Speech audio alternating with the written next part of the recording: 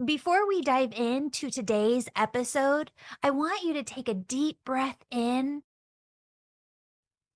and a deep breath out. Feel a massive waterfall of unconditional love surrounding you in all directions and filling you. That's your angels making their presence known. Your angels want you to ask for what you want and for their help. And know you are always held. Friends, if you need help holding oneness energy, the highest vibration that is, I'm hosting a 3-week live oneness course starting March 1st. Register today at theangelmedium.com/shop. Or if you're ready to develop your gifts of mediumship, bringing through angel messages and energy healing all at once, sign up for my Angel Reiki School today at theangelmedium.com. Now, know that whatever resonates with you in today's episode is a message just for you from your angels. Hello, beautiful souls. Welcome back to the Angels and Awakening podcast. I'm your host and author, Julie Jancis. Friends, I'm here today with Emily, who has 4 beautiful angel stories to share with us. Emily, welcome to the show. Oh, thank you, Julie. I'm excited to be here. Yay! I'm excited you're here. Tell everybody, where are you at in the world? So I'm in Canada at the moment in Halifax, but I'm originally from Brisbane, Australia. Amazing. I love that accent. It's so gorgeous. Oh, I'm going to have you, I'm going to have you take it away and share your first story. Okay. All right. So my first story comes from, I guess, 2016. I was living in Canada at that point. And basically my mum, she was really, really sick. She was diagnosed with breast cancer in 2015. And in 2016, she was getting really sick. This was the end of September, October. And my family members, were saying that I, had to come back because they were worried about how much time she had left. So I'm a teacher, so I was trying to figure out the best time to come after speaking to the doctors and my family members, and we kind of thought that I would go like in the middle of October. So I organised a substitute for the class. I got it approved by the principal, all of those things. And so that night after I had done that, I went home. And I went on, I don't know if it was Expedia or something, and to book my trip back to Australia. And I had everything in the cart. And when I was just about to press the pay now button, I had this little voice in my head saying, you've got to go a week before. So I did. I changed the date on there, and then the next day at school, I went into the principal and said, I'm actually going to be leaving. This was in a few days' time. I'm going to be leaving in a few days' time. We organised everything. And I'm so glad that I did, Julie, because I left Canada on the Tuesday. I arrived in Australia on the Thursday. And then she ended up passing away on that Monday. So if I had waited the following week, I would have left the following Tuesday and it would have been too late. So I was just really grateful that I got there in time and I was able to be there with her, during that time. So it was, very, very heartbreaking, but I'm very grateful that I was able to get there in time. And if I hadn't have heard that little voice, I would have been too late. Isn't that incredible? Yeah, it really is. It really is. So yeah. So that's my first story. And then I guess my second story sort of ties into that a little bit. We ended up moving back to Australia in 2017 just to be with my family. And because of everything that had happened, we wanted to, spend some time with I've got 3 sisters and my dad and, my relatives. So at that point, I'd been living in Canada for 11 years. And so I was eligible for citizenship, but it was one of those things I just kept putting off. I never got around to doing it. So when I knew I was moving back to Australia, I thought I've really got to do this in case we ever end up coming back and everything. So what I did is we were in Australia. I got the letter saying I had to fly back to Canada to do the citizenship test.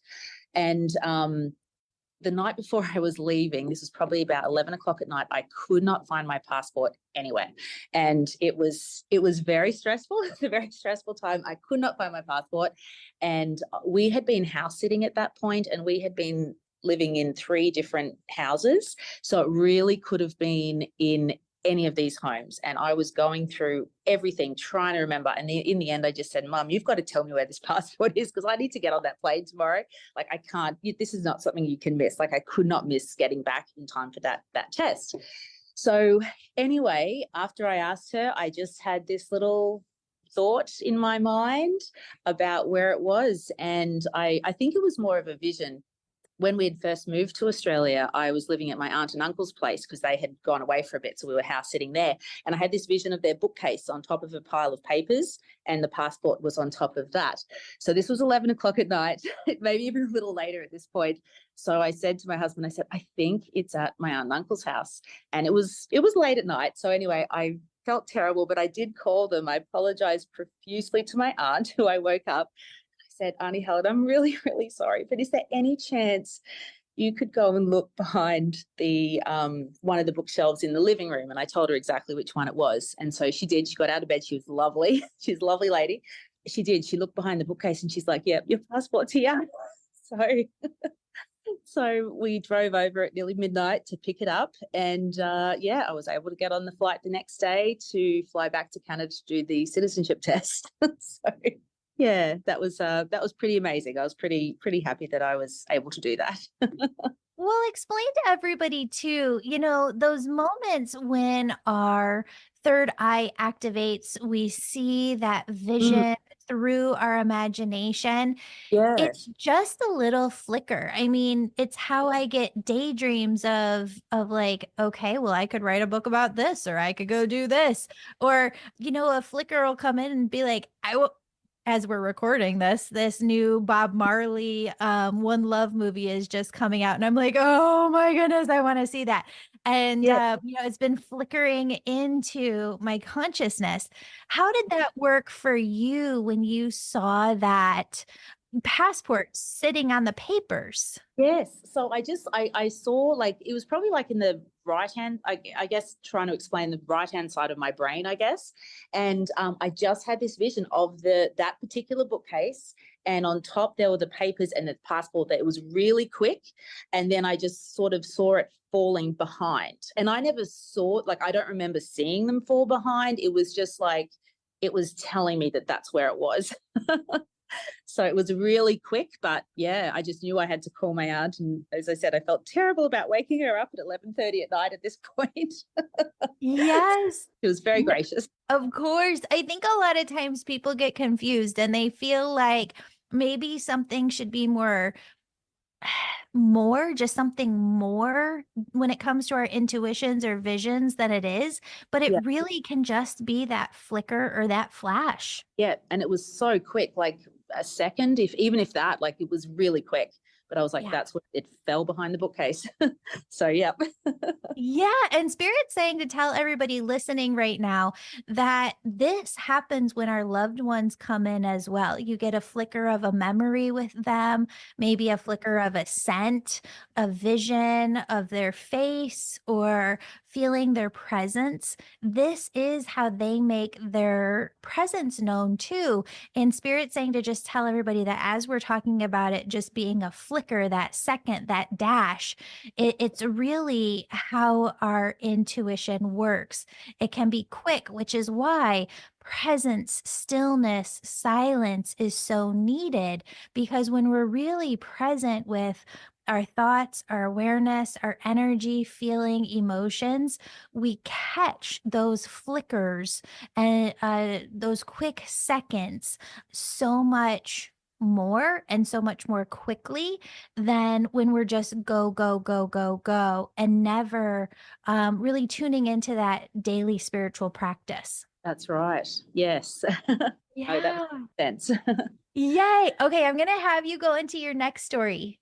So Julie, I remember when I think it was when Laura Lynn Jackson was on the show, and you and her were talking about being really specific about certain signs that you can kind of ask for your loved ones.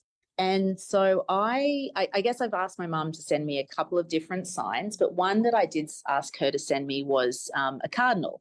And, they're fairly common around here where I am in Halifax. I see them, a little bit. But one night I just said, Mum, I'd really like to see a cardinal just to know that you're around. So the next day when I was driving to work, it's about a 20-minute drive, I saw, one or two, I think it was two actually. I think I saw two cardinals just on the road on the way to work. I thought, oh yeah, that's quite nice. And then when I got to school, one of the little boys in my class, we were doing we had gone outside and we were talking about, we're writing a poem about what we see around us, and what we hear, and about our senses. And one of the things that he said was the sweet song of the cardinal. So he said that, and I just, I didn't cry, but I felt very teary. I was like, okay, Mum, thanks. That's a real nice sign that you are around. And just for it to come from a child in the class was very sweet.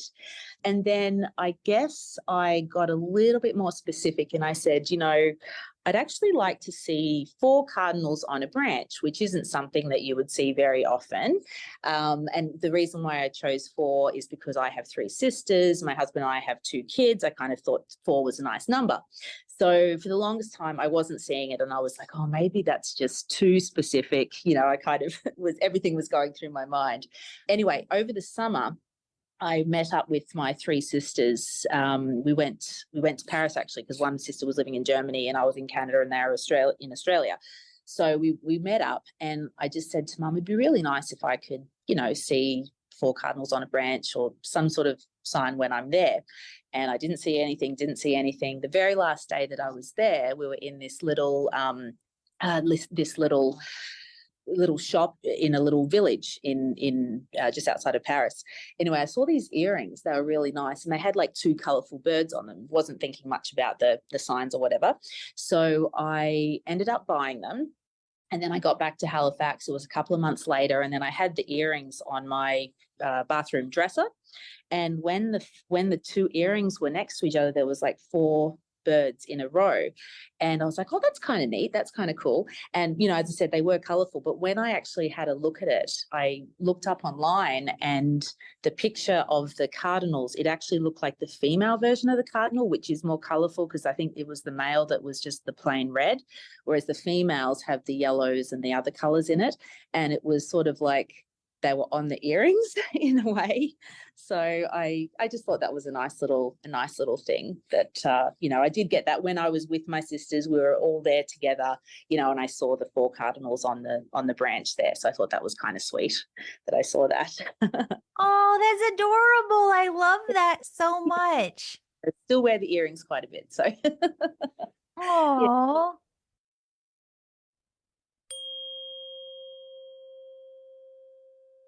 Have you ever listened to the radio where the DJ calls listeners at random?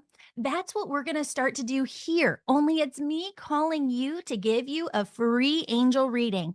Starting now, I'm going to call and bring through messages for one new listener every week. But first, I need your phone number. To sign up, all you have to do is rate this podcast 5 stars and give me your contact info over at theangelmedium.com/gift. Look for my name popping up on your phone and get ready for messages from your angels. Want to watch me make those calls? Follow me on Instagram at Angel Podcast.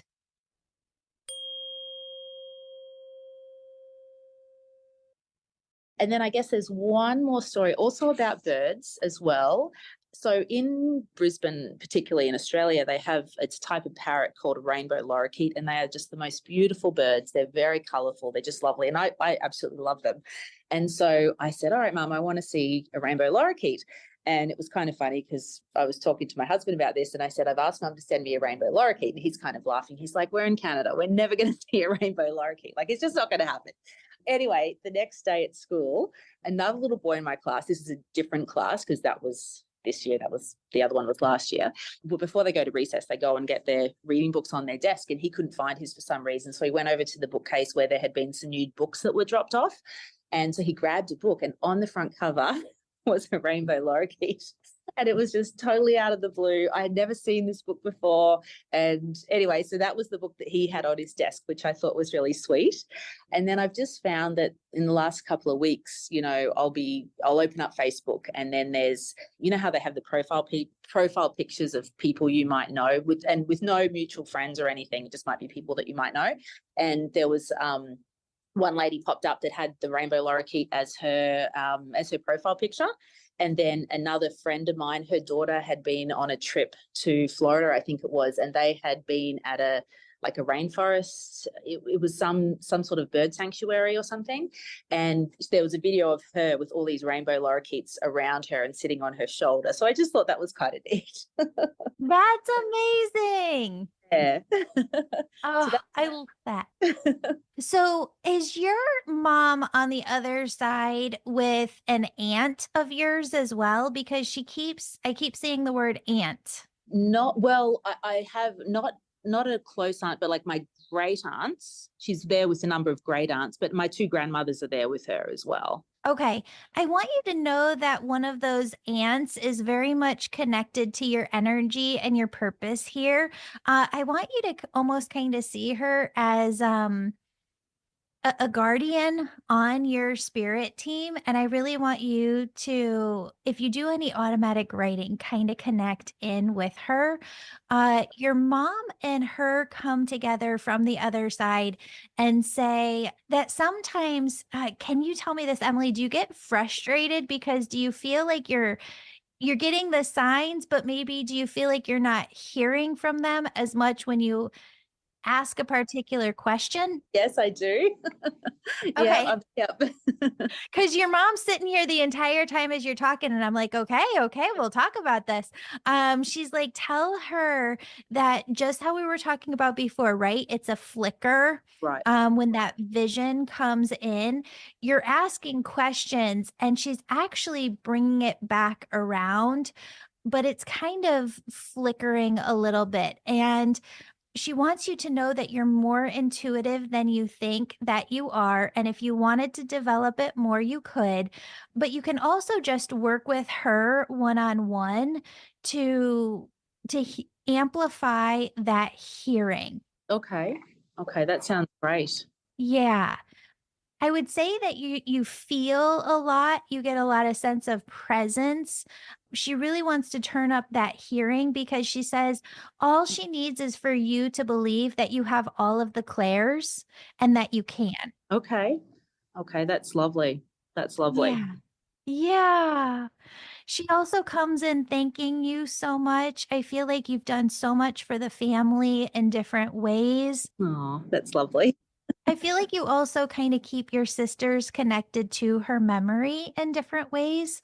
And she just thanks you for everything that you did for her at the end and the ways in which you were there for her. My God, she loves you so incredibly much. That's lovely. Thanks, Julie. Yeah. Emily, do you have the sun as well? I do, yes. Yeah. Okay.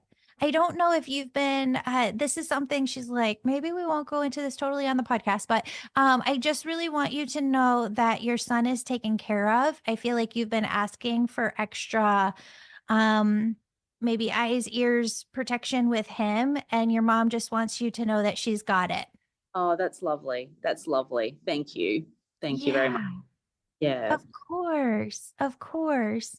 Emily, thank you so much for being here with me. Oh, thanks, Julie. I really, really enjoyed it. Thank you so much. It was Of great. course, of course. And keep asking for those signs because she's going to bring you every single thing that you ask for. Oh, that's wonderful. Thank you so much. Of course, you too, friend. Have a beautiful, beautiful, blessed day. Okay, thanks, Julie.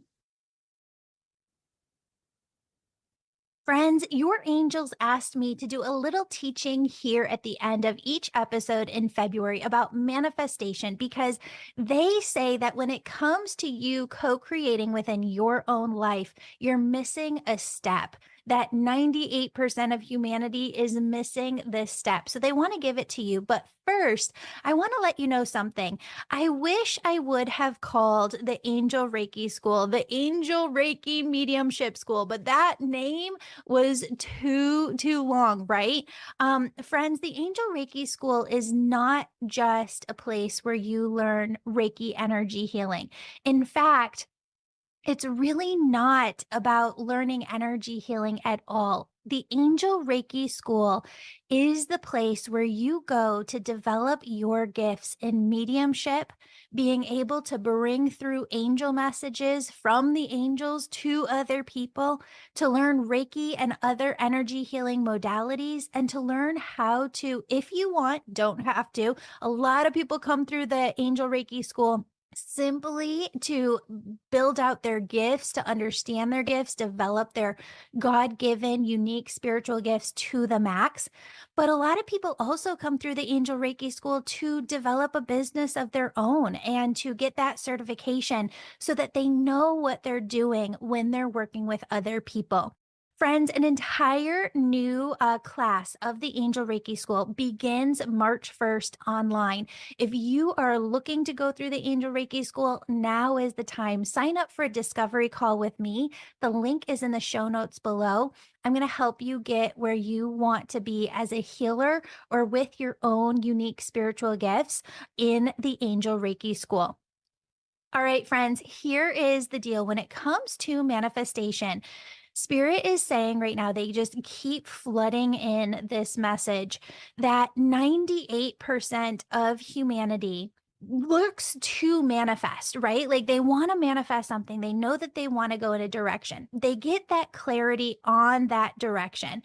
They create the vision board. They see it within their mind. They're visioning it within their mind. And then they stop. That's where their efforts stop. And the angels say there is a huge piece to this puzzle that you are missing.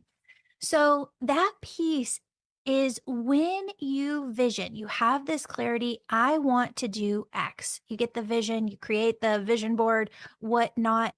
It doesn't stop there. That's when we activate our intuition even more. Prayer as well. The angels always say prayer and intuition are really the same thing. They're both forms of communication with the other side. And when you activate that intuition, you're asking God, universe, source, what's the next step for me?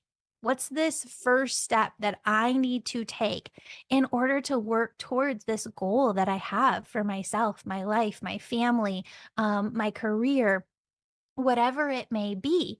And as you pray, you hear something back from the other side. And it's just a first step. All right. And when you hear this first step, what a lot of people do is ask the other side for more signs. We ask for like complete clarity, but it really is this first step that, okay, we pray, we hear this back, do this. That first thing that we're supposed to go do is something that we choose to do or not with our own free will. So if you go act on it and you go do that one thing, what happens? As you're in the energy of actually doing what Spirit asked you to do, you get the next piece of the puzzle. But you cannot get that next piece to the puzzle unless you take the first step. You pray, you hear back, go do this. And you're like, hemming and hawing, do I do it? Do I not? Do I do it? Do I not? Go do it. Your angels say, go do it, because when you do it energetically, it opens you up to the next step after that.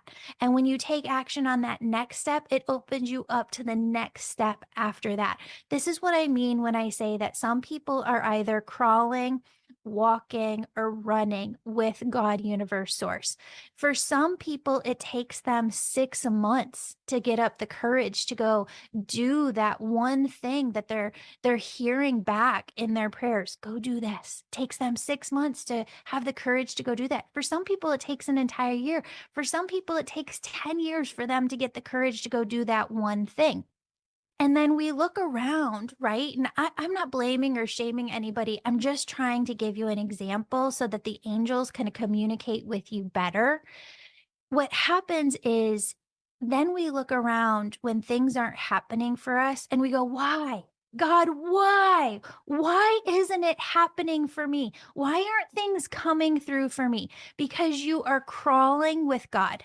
And sometimes we're not even moving. We're not even taking that first step. There are some people who learn, all right, I'm going to go in this direction. I've got this clarity. I want to write a book. Okay, God, universe, source, I've got the vision. I want to write the book. What's my first step? And the angels come in and say, or God, universe comes in as you're praying and says, go read this other book. Go take this class. Go talk to this person you know. Go send this email. Go ask this question. Go research this. And you go to yourself within your own mind. You go, nope, that's not the answer. And so you delay. There are some people who don't do that. There are some people when they get that prayer within their mind, that answer within their mind, they go, all right, I'm going to go do that. I'm going to go read that book. I'm going to go talk to that person. I'm going to go ask that question. I'm going to go send that email. I'm going to go make that phone call. And as soon as they do, they're in a new energy as they're taking the action. And as they're taking the action and they're in this new energy, they get a new piece of information. And they go, okay, God, what do I do now? And God, universe, source goes, go do this. So they go do it. And then they get to that next piece and they go, what do I do now? And they hear back through their prayers, go do this. And so they go do that.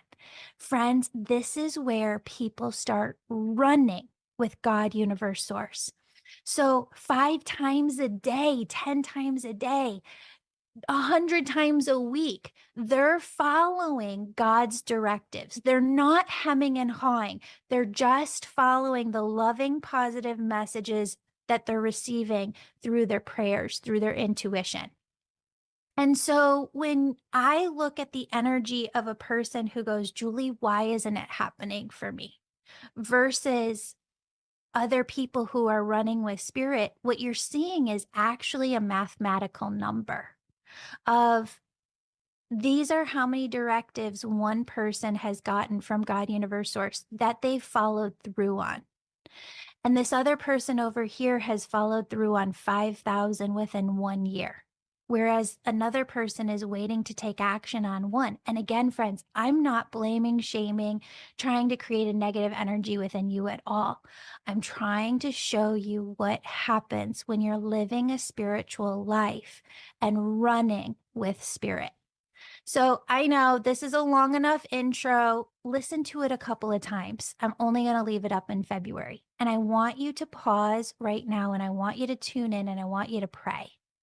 And I want you to say, God, universe, source, what's my goal? Where am I going? And once you have clarity on that, ask, what's the first thing I need to take action on? What's the first thing I need to do? Go do that, friends. That is going to help you run with your angels. And it is going to take you to living a life far beyond your wildest dreams. You're going to be shocked. And I want you to write into me and I want you to let me know when you start to see a difference in your life because you're following this method. I love you so much, friends. Have a beautiful, beautiful, blessed day. And I'll see you back here this week. Love you.